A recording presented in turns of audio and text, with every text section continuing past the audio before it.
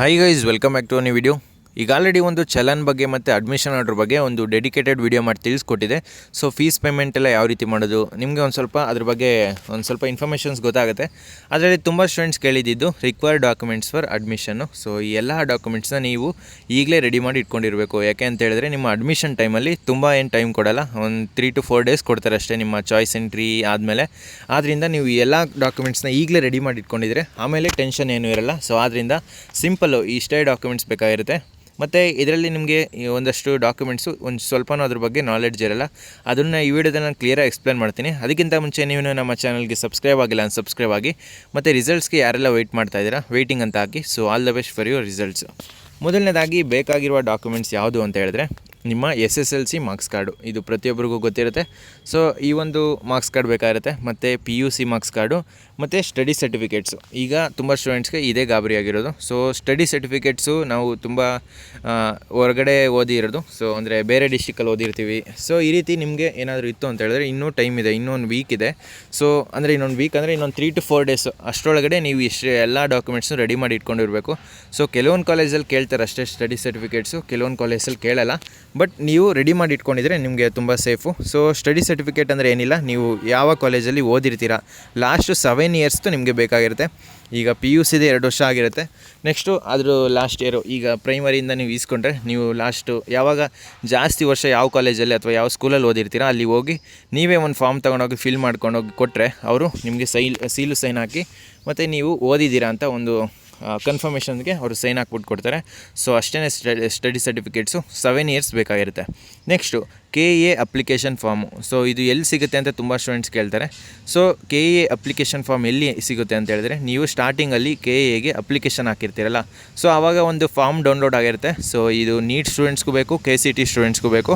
ಈ ಒಂದು application form ನಿಮ್ಮ ಡಾಕ್ಯುಮೆಂಟ್ಸು ಅಡ್ಮಿಷನ್ಗೆ ಬೇಕಾಗಿರುವಂಥದ್ದು. Next KA allotment order. ಇದು ಯಾವಾಗ ಬರುತ್ತೆ ಅಂತ ಹೇಳಿದ್ರೆ ನಿಮ್ಮ ಫಸ್ಟ್ ರೌಂಡ್ ರಿಸಲ್ಟ್ಸ್ ಬರುತ್ತಲ್ಲ, ಸೊ ಅದೇ KA ಅಲಾಟ್ಮೆಂಟ್ ಆರ್ಡ್ರು. ಬೇಕಾದರೆ ಇದನ್ನು ನೀವು ತೊಗೊಂಡು ಇಟ್ಕೊಬೇಕಾಗುತ್ತೆ. ನೆಕ್ಸ್ಟು ಬರುವಂಥದ್ದು caste and income certificate. So ಇದು ತುಂಬ ಇಂಪಾರ್ಟೆಂಟು. ಯಾಕೆ ಅಂತ ಹೇಳಿದ್ರೆ ಕೆಲವೊಬ್ಬರಿಗೆ GML ಅಲಾಟ್ ಆಗಿರುತ್ತೆ, ಅಥವಾ ಕೆಲವೊಬ್ಬರಿಗೆ ಕ್ಯಾಟಗರಿಲಿ ಅಲಾಟ್ ಆಗಿರುತ್ತೆ, SC ST 2A ಈ ರೀತಿ. ಇನ್ನು ಕೆಲವೊಬ್ಬರಿಗೆ ಸ್ಪೆಷಲ್ ಕ್ಯಾಟಗರಿ, ಈಗ ಕನ್ನಡ ಮೀಡಿಯಮ್, ರೂರಲ್ ಕೋಟಾ ಈ ರೀತಿ ಸ್ಪೆಷಲ್ ಕ್ಯಾಟಗರಿಲಿ ಅಲಾಟ್ ಆಗಿರುತ್ತೆ. ಸೊ ಇಂಥವರು ನೀವು ಕ್ಯಾಸ್ಟ್ ಆ್ಯಂಡ್ ಇನ್ಕಮ್ ಸರ್ಟಿಫಿಕೇಟು ಪ್ರತಿಯೊಬ್ಬರಿಗೂ ಬೇಕಾಗುತ್ತೆ. ಸೊ ಪ್ರತಿಯೊಬ್ಬರು ಮಸ್ಟ್ ಆ್ಯಂಡ್ ಶುಡ್ಡು ಈ ಒಂದು ಕ್ಯಾಸ್ಟ್ ಆ್ಯಂಡ್ ಇನ್ಕಮ್ ಸರ್ಟಿಫಿಕೇಟ್ನ ಒರಿಜಿನಲ್ಲು ನಿಮ್ಮ ಹತ್ರ ಇಟ್ಕೊಂಡಿರಬೇಕು. ಮತ್ತು ಚಲನ್ ಬೇಕಾಗಿರುತ್ತೆ. ಈ ಒಂದು ಚಲನ್ ಎಲ್ಲಿ ಸಿಗುತ್ತೆ ಅಂತ ಹೇಳಿದ್ರೆ ನಿಮಗೆ ಲಾಸ್ಟ್ ಒಂದು ಡೆಡಿಕೇಟೆಡ್ ವೀಡಿಯೋ ಮಾಡಿ ತಿಳಿಸ್ಕೊಟ್ಟಿದ್ದೀನಿ ಯಾವ ರೀತಿ ಫೀಸ್ ಪೇಮೆಂಟ್ ಇರುತ್ತೆ ಅಂತ. ಸೊ ನೀವು ಅಲಾಟ್ಮೆಂಟ್ ಆರ್ಡರ್ ಬರುತ್ತಲ್ಲ ಆವಾಗ ನೀವು ಚಾಯ್ಸ್ ಎಂಟ್ರಿ ಮಾಡಬೇಕಾಗುತ್ತೆ. ನೀವೇನಾದರೂ ಚಾಯ್ಸ್ 1ನ ಚೂಸ್ ಮಾಡಿದ್ರಿ ಅಂತ ಹೇಳಿದ್ರೆ ಆವಾಗ ಚಲನ್ ಡೌನ್ಲೋಡ್ ಆಪ್ಷನ್ ಬರುತ್ತೆ. ಸೊ ಆ ಒಂದು ಚಲನ್ ಡೌನ್ಲೋಡ್ ಮಾಡ್ಕೊಂಡಾಗ ಅಲ್ಲಿ ಬ್ಯಾಂಕ್ ಡೀಟೇಲ್ಸ್ ಇರುತ್ತೆ, ನೀವು ಎಲ್ಲಿ ಎಷ್ಟು ಪೇಮೆಂಟ್ ಮಾಡಬೇಕು, ಸೊ ಇದ್ರ ಬಗ್ಗೆ ಎಲ್ಲ ಡೀಟೇಲ್ಸ್ ಇರುತ್ತೆ, ಮತ್ತು ಯಾವ ಬ್ರಾಂಚ್ ಸಿಕ್ಕಿದೆ ಇದ್ರ ಬಗ್ಗೆ ನಿಮಗೆ ಡೌಟ್ ಇತ್ತು ಅಂತ ಹೇಳಿದ್ರೆ ಲಾಸ್ಟ್ ವೀಡಿಯೋನ ಚೆಕ್ ಮಾಡಿ. Next admission order. ಇದು ನಿಮ್ಮ ಫೀಸ್ ಪೇಮೆಂಟ್ ಆದ ತಕ್ಷಣ ಬರೋದು. ಸೊ ನೀವು ಈಗ ಚಲನ್ನ ಡೌನ್ಲೋಡ್ ಮಾಡಿಕೊಂಡು ಫೀಸ್ ಪೇಮೆಂಟ್ ಮಾಡ್ತೀರಾ. ಸೊ ಫೀಸ್ ಪೇಮೆಂಟ್ ಮಾಡಿ ಒಂದು 10 to 15 minutes, ಮ್ಯಾಕ್ಸಿಮಮ್ 30 minutes ಒಳಗಡೆ ನಿಮ್ಮ ಈ ಒಂದು ಅಡ್ಮಿಷನ್ ಆರ್ಡ್ರ್ ಅನ್ನೋದು ಡೌನ್ಲೋಡ್ ಆಗುತ್ತೆ. ಸೊ ಈ ಒಂದು ಅಡ್ಮಿಷನ್ ಆರ್ಡ್ರನ್ನ ನೀವು ಡೌನ್ಲೋಡ್ ಮಾಡಬೇಕಾಗುತ್ತೆ. Next Hyderabad Karnataka certificate. So ಇದು ಒಂದು 6 ಜಿಲ್ಲೆಗಳಿಗೆ ಮಾತ್ರ ಅಪ್ಲಿಕಬಲ್ ಆಗೋದು. ಸೊ ಯಾರಿಗೆಲ್ಲ ಅಪ್ಲಿಕಬಲ್ ಆಗಿರುತ್ತೆ ನೀವು ಈ ಒಂದು ಸರ್ಟಿಫಿಕೇಟ್ನ ನಿಮ್ಮ ಹತ್ರ ಇಟ್ಕೋಬೇಕಾಗುತ್ತೆ. Next rural certificate. ಸೊ ಇದು ಯಾರೆಲ್ಲ ರೂರಲಲ್ಲಿ ಸ್ಟಡಿ ಮಾಡಿರ್ತೀರ, ಸೊ ಈ ಒಂದು ಸರ್ಟಿಫಿಕೇಟ್ ನೀವು ಎಲಿಜಿಬಲ್ ನಿಮ್ಮ ವೆರಿಫಿಕೇಷನ್ ಸ್ಲಿಪ್ಪಲ್ಲೇ ಗೊತ್ತಿರುತ್ತೆ. ಸೊ ಎಸ್ ಅಂತ ಇದ್ದರೆ ನಿಮಗೆ ವೆರಿಫಿಕೇಷನ್ ಸ್ಲಿಪ್ಪಲ್ಲಿ ಏನೆಲ್ಲ ಎಸ್ ಅಂತ ಇರುತ್ತೆ ಅಷ್ಟು ಸರ್ಟಿಫಿಕೇಟ್ಸು ನಿಮ್ಮ ಹತ್ರ ಇರಬೇಕು. So next domicile certificate. So ಇದ್ರ ಬಗ್ಗೆನೇ ತುಂಬ ಸ್ಟೂಡೆಂಟ್ಸ್ಗೆ ಡೌಟ್ ಇರೋದು. ಸೊ ಇದಂದರೆ ಏನು? ಸೊ ಇದ್ರ ಬಗ್ಗೆ ಜಾಸ್ತಿ ತಲೆ ಕೆಡಿಸ್ಕೊಳ್ಳೋ ಅವಶ್ಯಕತೆ ಇಲ್ಲ.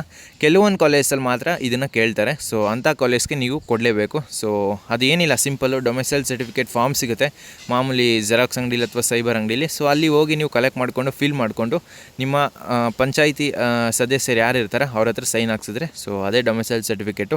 ಸೊ ಇದ್ರ ಬಗ್ಗೆ ಜಾಸ್ತಿ ತಲೆ ಕೆಡಿಸ್ಕೊಳ್ಳೋಕೆ ಹೋಗಬೇಡಿ. ಕೆಲವೊಂದು ಕಾಲೇಜಲ್ಲಿ ಕೇಳ್ತಾರೆ, ನೀವು ಬೇಕಾದರೆ ಆಮೇಲೆ ನೀವು ಅಡ್ಮಿಷನ್ ಆದಮೇಲೆ ಕೊಡ್ತೀನಿ ಅಂತ ಹೇಳಿದ್ರು ಒಪ್ಕೊತಾರೆ. ಸೊ ಅದ್ರ ಬಗ್ಗೆ ಜಾಸ್ತಿ ತಲೆ ಕೆಡಿಸ್ಕೊಳ್ಳೋ ಅವಶ್ಯಕತೆ ಇಲ್ಲ. Next Kannada medium certificate. So ಯಾರೆಲ್ಲ ಕನ್ನಡ ಮೀಡಿಯಮ್ ಅಲ್ಲಿ ಎಸ್ ಅಂತ ಇರುತ್ತೆ ಕನ್ನಡ ಮೀಡಿಯಮ್ ಕೋಟಾದಲ್ಲಿ, ಸೊ ನೀವು ಕನ್ನಡ ಮೀಡಿಯಮ್ ಸರ್ಟಿಫಿಕೇಟ್ನ ರೆಡಿ ಮಾಡ್ಕೊಂಡಿರಲೇಬೇಕು. ಸೊ ಇಷ್ಟು ಡಾಕ್ಯುಮೆಂಟ್ಸು. ಇದ್ರ ಜೊತೆಗೆ ಇನ್ನೊಂದು ಕೆಲವೊಂದು ಡಾಕ್ಯುಮೆಂಟ್ಸ್ ಇದೆ. ಸೊ ಪಾಸ್ಪೋರ್ಟ್ ಸೈಜ್ ಫೋಟೋ ಒಂದು 3 ರಿಂದ 4 ರೆಡಿ ಇಟ್ಕೊಳ್ಳಿ. Next Aadhaar card. ಸೊ ನಿಮ್ಮ ಆಧಾರ್ ಕಾರ್ಡು ನಿಮ್ಮ ಐಡೆಂಟಿಟಿಗೆ. ನೆಕ್ಸ್ಟು ಅದರ್ ಕ್ಯಾಟಗರಿ, ಈಗ ಕೆಲವೊಬ್ಬರಿಗೆ ಲಿಂಗ್ವಿಸ್ಟಿಕ್ ಮೈನಾರಿಟಿ ಅಥವಾ ಈಗ NCC ಕೋಟಾ ಅಥವಾ ಎಕ್ಸ್ ಆರ್ಮಿ ಕೋಟಾ ಈ ರೀತಿ ಸಪ್ರೇಟು ಸ್ಪೆಷಲ್ ಕ್ಯಾಟಗರಿ ಇರುತ್ತಲ್ಲ, ನೀವು ಆ ಒಂದು ಸರ್ಟಿಫಿಕೇಟ್ಸು ಏನೆಲ್ಲ ಸರ್ಟಿಫಿಕೇಟ್ಸ್ ನಿಮಗೆ ಬೇಕು ಆ ಒಂದು ಸರ್ಟಿಫಿಕೇಟ್ಸ್ನ ರೆಡಿಯಾಗಿ ಇಟ್ಕೊಂಡಿರಿ. ನೆಕ್ಸ್ಟು ಮೋಸ್ಟ್ ಇಂಪಾರ್ಟೆಂಟ್ ಏನು ಅಂತ ಹೇಳಿದ್ರೆ, ನೀವು ಇಷ್ಟು ಡಾಕ್ಯುಮೆಂಟ್ಸ್ನ 4 ಜೆರಾಕ್ಸ್ ಮಾಡಿಸ್ಕೊಳ್ಳಿ, 4ರಿಂದ 5, ಬೇಕಾದರೆ ನೀವು ಜಾಸ್ತಿನೂ ಮಾಡಿಸ್ಕೋಬೋದು. ಏಕೆ ಅಂತ ಹೇಳಿದ್ರೆ ಕೆಲವೊಂದು ಕಾಲೇಜಲ್ಲಿ 2 ಸೆಟ್ಟು 3 ಸೆಟ್ಟು ಈ ರೀತಿ ಕೇಳ್ತಾರೆ. ಮತ್ತು ಇನ್ನೊಂದು ಇಂಪಾರ್ಟೆಂಟ್ ಏನು ಅಂತ ಹೇಳಿದ್ರೆ, ಕೆಲವೊಂದು ಕಾಲೇಜಲ್ಲಿ ಒರಿಜಿನಲ್ ಡಾಕ್ಯುಮೆಂಟ್ಸು, ಈಗ ನಾನು ಏನೆಲ್ಲ ಹೇಳಿದೆ ಈ ಎಲ್ಲ ಒರಿಜಿನಲ್ ಡಾಕ್ಯುಮೆಂಟ್ಸ್ನು ಕಾಲೇಜ್ ಅವರೇ ಕಲೆಕ್ಟ್ ಮಾಡ್ಕೊತಾರೆ. ಸೊ ನಿಮಗೆ ಅದು ಮತ್ತೆ ಬೇಕು ಅಂತ ಹೇಳಿದ್ರೆ ಅದು ಫಾರ್ಮ್ ಫಿಲ್ ಮಾಡೋದಿರುತ್ತೆ, ಮತ್ತು ಸಬ್ಮಿಟ್ ಮಾಡಬೇಕಾಗುತ್ತೆ. ಸೊ ಅದೆಲ್ಲ ಪ್ರೊಸೀಜರ್ ಇರುತ್ತೆ. ಆದ್ದರಿಂದ ನೀವು ಈ ಎಲ್ಲ ಡಾಕ್ಯುಮೆಂಟ್ಸ್ನ ಒಂದ್ಸಲಿ ನೀಟಾಗಿ ಫೋಟೋ ತೊಗೊಂಡು ಇಟ್ಕೊಂಡಿರಿ, ಅದನ್ನು ಎಲ್ಲರೂ ಸೇವ್ ಮಾಡ್ಕೊಳ್ಳಿ ಕರೆಕ್ಟಾಗಿ. ನೆಕ್ಸ್ಟು ನಿಮಗೆ ಈ ಸ್ಕಾಲರ್ಶಿಪ್ಗೆ ಇದಕ್ಕೆಲ್ಲ ಅಪ್ಲೈ ಮಾಡಬೇಕಾದ್ರೆ ತುಂಬ ಯೂಸ್ ಆಗುತ್ತೆ. ಆದ್ದರಿಂದ ಈ ಎಲ್ಲ ಡಾಕ್ಯುಮೆಂಟ್ಸ್ನ ಒಂದು ಫೋಟೋ ಮಾಡಿ ಇಟ್ಕೊಂಡಿರಿ, ಮತ್ತು 4ರಿಂದ 5 ಸೆಟ್ಟು ಜೆರಾಕ್ಸ್ ಮಾಡಿಸಿ ಇಟ್ಕೊಂಡಿರಿ. ಸೊ ಇನ್ನೂ ಜಾಸ್ತಿ ಮಾಡಿದ್ರೆ ಜಾಸ್ತಿ ಜೆರಾಕ್ಸ್ ಮಾಡಿಸಿದ್ರೆ ನಿಮಗೆ ಒಳ್ಳೆಯದು. ಏಕೆಂತ ಹೇಳಿದ್ರೆ ಎಲ್ಲಾದರೂ ಮಿಸ್ ಆಯಿತು ಅಂತ ಹೇಳಿದ್ರೆ ಒಂದು ಸೆಟ್ಟು ಇನ್ನೊಂದು ಸೆಟ್ ಇರುತ್ತೆ. ಆದ್ದರಿಂದ ನೆಕ್ಸ್ಟು ಈ ಎಲ್ಲ 4 ಸೆಟ್ಗೂ ಒಂದು ಎಕ್ಸ್ಟ್ರಾ ಸೆಟ್ ಮಾಡಿಸ್ಕೊಳ್ಳಿ, 5 ಸೆಟ್ ಮಾಡಿಸಿ. ಸೊ 4 ಸೆಟ್ಗೆ ನೀವೇನು ಮಾಡಿ ಅಂತ ಹೇಳಿದ್ರೆ ಅಟೆಸ್ಟೇಷನ್ ಮಾಡಿಸ್ಬೇಕಾಗುತ್ತೆ.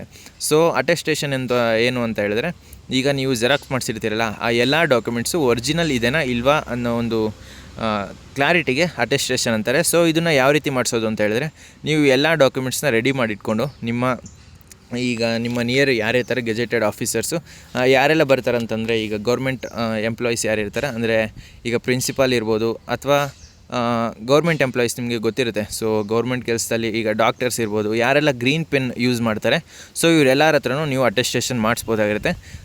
ಇಂಪಾರ್ಟೆಂಟ್ ಥಿಂಗ್ ಏನು ಅಂತ ಹೇಳಿದ್ರೆ, ನೀವು ಒರಿಜಿನಲ್ ಡಾಕ್ಯುಮೆಂಟ್ಸ್ನ ತೊಗೊಂಡೋಗ್ಬೇಕು, ಬಟ್ ಒರಿಜಿನಲ್ ಡಾಕ್ಯುಮೆಂಟ್ಸ್ಗೆ ಅಟೆಸ್ಟೇಷನ್ ಮಾಡೋಕ್ಕೆ ಹೋಗ್ಬೇಡಿ. ಸೊ ಅವರು ಮಾಡೋದಿಲ್ಲ. ಸೊ ಮಿಸ್ಸಾಗಿ ಏನಾದರೂ ಮಾಡಿಸಿದ್ರೆ ಒರಿಜಿನಲ್ ಡಾಕ್ಯುಮೆಂಟ್ಸ್ಗೆ ಯಾವುದೇ ಕಾರಣಕ್ಕೂ ನೀವು ಅಟೆಸ್ಟೇಷನ್ ಮಾಡಿಸ್ಬೇಡಿ. ಏನಿದ್ರು ಜೆರಾಕ್ಸ್ಗೆ ನೀವು 4ರಿಂದ 5 ಸೆಟ್ ತೊಗೊಂಡೋಗಿರ್ತಾರಲ್ಲ ಅದಕ್ಕೆ ಅಟೆಸ್ಟೇಷನ್ ಮಾಡಿಸಿ. ನೆಕ್ಸ್ಟು ಅದು ಅಡ್ಮಿಷನ್ ಆಗೋ ಟೈಮಲ್ಲಿ ತುಂಬ ಯೂಸ್ ಆಗುತ್ತೆ. ಸೊ ಕೆಲವೊಂದು ಕಾಲೇಜಲ್ಲಿ ಕಂಪಲ್ಸರಿ ಕೇಳ್ತಾರೆ ಅಟೆಸ್ಟೇಷನು. ಆದ್ದರಿಂದ ನೀವು ಅಟೆಸ್ಟೇಷನ್ಸ್ ಸಿಂಪಲ್ಲು ಇಷ್ಟೇ ಡಾಕ್ಯುಮೆಂಟ್ಸು ಬೇಕಾಗಿರೋದು. ಇಷ್ಟು ಡಾಕ್ಯುಮೆಂಟ್ಸ್ನ ನೀವು ಕರೆಕ್ಟಾಗಿ ರೆಡಿ ಮಾಡಿ ಇಟ್ಕೊಂಡ್ರೆ ನಿಮಗೆ ಯಾವುದೇ ರೀತಿ ತೊಂದರೆ ಆಗೋಲ್ಲ. ಆದ್ದರಿಂದ ಇಷ್ಟು ಡಾಕ್ಯುಮೆಂಟ್ಸ್ನ ನೀವು ಕರೆಕ್ಟಾಗಿ ರೆಡಿ ಮಾಡಿ ಇಟ್ಕೊಂಡು ನಿಮ್ಮ ಅಡ್ಮಿಷನ್ ಟೈಮಲ್ಲಿ ಯಾವುದೇ ರೀತಿ ಟೆನ್ಷನ್ ಇರಲ್ಲ. ಸೊ ಇಷ್ಟು ಡಾಕ್ಯುಮೆಂಟ್ಸ್ನ ನೀವು ರೆಡಿ ಮಾಡಿ ಇಟ್ಕೊಂಡಿರಿ. ಬೇರೆ ಏನಾದರೂ ಡಾಕ್ಯುಮೆಂಟ್ಸ್ ಬೇಕು ಅಂದರೆ, ಇದಕ್ಕಿಂತ ಏನಾದರೂ ನಿಮಗೆ ಡೌಟ್ಸ್ ಇತ್ತು ಅಂತ ಹೇಳಿದ್ರೆ ಬೇಕಾದರೆ ವಾಟ್ಸಪ್ ಚಾನಲ್ಲಿ ನೀವು ನಿಮ್ಮ ಡೌಟ್ಸ್ನ ಕೇಳ್ಬೋದು. ಸೊ ಆಲ್ಮೋಸ್ಟು ಎಲ್ಲ ಕಾಲೇಜಲ್ಲೂ ಇಷ್ಟೇ ಡಾಕ್ಯುಮೆಂಟ್ಸ್ ಕೇಳೋದು, ಇದಕ್ಕಿಂತ ಜಾಸ್ತಿ ಏನು ಎಕ್ಸ್ಪೆಕ್ಟ್ ಮಾಡೋದಕ್ಕೆ ಹೋಗಲ್ಲ. ಅಕಸ್ಮಾತ್ ಇದರಲ್ಲಿ ಯಾವುದು 1-2 ಇಲ್ಲ ಅಂತ ಹೇಳಿದ್ರೆ ಕಾಲೇಜವರು ನಿಮಗೆ ಅಡ್ಜಸ್ಟ್ ಮಾಡ್ಕೊತಾರೆ. ಸೊ ಆಮೇಲೆ ಅಡ್ಮಿಷನ್ ಆದಮೇಲೆ ನಿಮಗೆ ಸಬ್ಮಿಟ್ ಮಾಡ್ತೀನಿ ಆ ಥರ ಏನಾದರೂ ರಿಕ್ವೆಸ್ಟ್ ಮಾಡ್ಕೊಳ್ಳಿ. ಬಟ್ ನೀವು ಈ ಎಲ್ಲ ಡಾಕ್ಯುಮೆಂಟ್ಸ್ನ ರೆಡಿ ಮಾಡಿ ಇಟ್ಕೊಂಡಿದ್ರೆ ಸೇಫು. ನೆಕ್ಸ್ಟು ಯಾವುದೇ ರೀತಿ ಟೆನ್ಷನ್ ಇರಲ್ಲ. ನೀವು ಡೈರೆಕ್ಟಾಗಿ ನಿಮಗೆ ಕಾಲೇಜ್ ಸಿಕ್ತು, ನಿಮಗೆ ಬೇಕಾಗಿರೋ ಕಾಲೇಜ್ ಸಿಕ್ತು ಅಂತ ಹೇಳಿದ್ರೆ ನೀವು ಡೈರೆಕ್ಟಾಗಿ ಹೋಗಿ ಫೀಸ್ ಪೇಮೆಂಟ್ ಮಾಡಿ ಅಡ್ಮಿಷನ್ ಆಗೋ ಟೈಮಲ್ಲಿ ಇಷ್ಟು ಡಾಕ್ಯುಮೆಂಟ್ಸ್ನ ಕೊಟ್ರಿ ಅಂತ ಹೇಳಿದ್ರೆ ಡೈರೆಕ್ಟಾಗಿ ನೀವು ಕಾಲೇಜ್ಗೆ ಹೋಗಬೇಕಾಗುತ್ತೆ. ಆದ್ದರಿಂದ ಆದಷ್ಟು ಬೇಗ ನಿಮ್ಮ ಡಾಕ್ಯುಮೆಂಟ್ಸ್ನೆಲ್ಲ ರೆಡಿ ಮಾಡಿ ಇಟ್ಕೊಂಡಿರಿ. ನಿಮಗೆ ಜಾಸ್ತಿ ಏನು ಟೈಮ್ ಕೊಡೋಲ್ಲ ನಿಮ್ಗೆ ಅಡ್ಮಿಷನ್ ಆಗೋ ಟೈಮು. ನೀವು ಬೇಕಾದರೆ ಲಾಸ್ಟ್ ವೀಡಿಯೋ ಚೆಕ್ ಮಾಡಿಲ್ಲ ಅಂದರೆ ಚೆಕ್ ಮಾಡಿ, ಅದ್ರ ವೀಡಿಯೋ ನೋಡಿದ್ರಿ ಅಂತ ಹೇಳಿದ್ರೆ ನಿಮ್ಗೊಂದು ಐಡಿಯಾ ಬರುತ್ತೆ, ಚಲನ್ ಅಂದರೆ ಏನು, ಅಡ್ಮಿಷನ್ ಆರ್ಡರ್ ಅಂದರೆ ಏನು, ಈ ರೀತಿ ನಿಮ್ಗೊಂದು ಐಡಿಯಾ ಬರುತ್ತೆ. ಸೊ ಆವಾಗ ನೀವು ಅದನ್ನೆಲ್ಲ ರೆಡಿ ಮಾಡಿ ಇಟ್ಕೊಬೋದು. ಸೊ ಫ್ರೆಂಡ್ಸ್, ಈ ವಿಡಿಯೋ ನಿಮ್ಗೆ ಇಷ್ಟವಾಗಿತ್ತು ಅಂದರೆ ಲೈಕ್ ಮಾಡಿ, ಕಮೆಂಟ್ ಮಾಡಿ, ಮತ್ತು ನಿಮ್ಮ ಫ್ರೆಂಡ್ಸ್ಗೆಲ್ಲ ಈ ವಿಡಿಯೋನ ಶೇರ್ ಮಾಡಿ. ಮತ್ತು ನೆಕ್ಸ್ಟ್ ವೀಡಿಯೋ ಏನಾಗಿರುತ್ತೆ ಅಂತ ಹೇಳಿದ್ರೆ ನಿಮ್ಮ ಎಕ್ಸ್ಟೆಂಡೆಡ್ ರೌಂಡ್ ಬಗ್ಗೆ complete details. So extended round ಬೆಸ್ಟಾ ಅಥವಾ ಯಾವ ರೀತಿ ಇರುತ್ತೆ ಪ್ರೋಸೆಸ್ಸು, ಎಕ್ಸ್ಟೆಂಡೆಡ್ ರೌಂಡಲ್ಲಿ ಸೇಫಾ ಜಾಯ್ನ್ ಆಗೋದು, ಸೊ ಈ ರೀತಿ ಕಂಪ್ಲೀಟ್ ಡೀಟೇಲ್ಸು ಆ ಒಂದು ವಿಡಿಯೋದ ನಾನು ಎಕ್ಸ್ಪ್ಲೇನ್ ಮಾಡ್ತೀನಿ. ಸೊ ಬೇಕು ಅಂತ ಹೇಳಿದ್ರೆ ಎಕ್ಸ್ಟೆಂಡೆಡ್ ವಿಡಿಯೋ ಅಂತ ಹಾಕಿ, ಎಕ್ಸ್ಟೆಂಡೆಡ್ ರೌಂಡ್ ಅಂತ ಹಾಕಿ, ಸೊ ನಾನು ಸಪ್ರೇಟು ವಿಡಿಯೋ ಮಾಡಿ ತಿಳಿಸ್ಕೊಡ್ತೀನಿ. ಸೊ ಅದರಲ್ಲೂ ನೀವು ತುಂಬ ಸ್ಟೂಡೆಂಟ್ಸ್ ಅಂದ್ಕೊಂಡಿದ್ದೀರಾ ಎಕ್ಸ್ಟೆಂಡೆಡ್ ರೌಂಡಲ್ಲಿ ನನಗೆ ಪಕ್ಕಾ ಸಿಗುತ್ತೆ ಅಂತ. ಸೊ ಅದ್ರ ಪ್ರೋಸೆಸ್ಸೇ ಬೇರೆ ಇರುತ್ತೆ, ಅದನ್ನೆಲ್ಲ ನೆಕ್ಸ್ಟ್ ವೀಡಿಯೋದಲ್ಲಿ ಎಕ್ಸ್ಪ್ಲೇನ್ ಮಾಡ್ತೀನಿ. ಸೊ ಈ ವಿಡಿಯೋ ನಿಮಗೆ ಹೆಲ್ಪ್ ಆಗಿತ್ತು ಅಂತ ಅಂದ್ಕೊತೀನಿ.